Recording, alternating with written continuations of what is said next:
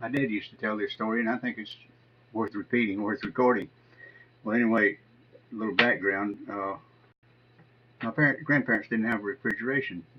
When I can remember that. And you couldn't keep milk. I had a milk cow, but you couldn't keep milk maybe a couple of days. Anything after that, it was spoiled. So they would pour up a little bit to use that day, and then the rest of it would go in a churn for making buttermilk and butter. Okay. Anyway, Clifford's chore was to milk the cow.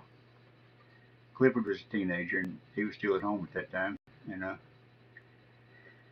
he was bad to let some of the trash from the barn get in the milk, and he'd been scolded for it and punished for it. And you know, so this one time he was out there milking the cow, and the cow just literally stepped in the bucket.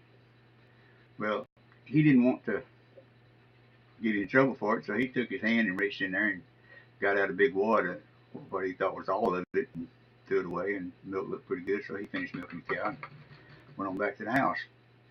Well, he set the milk on the corner of the table and went to get the churn and the cheesecloth. He's going to drain the milk up in the churn. And uh, when when the then he heard his granddaddy come in. His dad heard his granddaddy come in, and he was afraid to face him if there's anything in that milk. So he just lit out the back door, ran.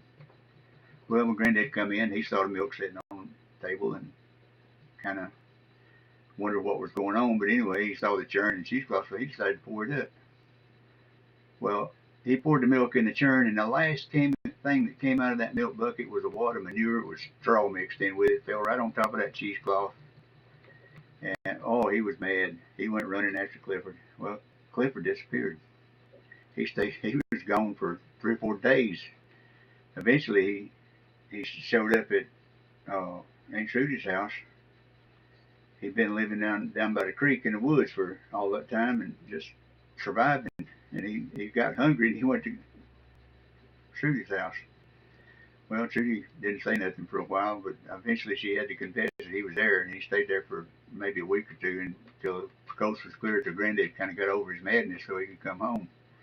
But I thought that was kind of funny.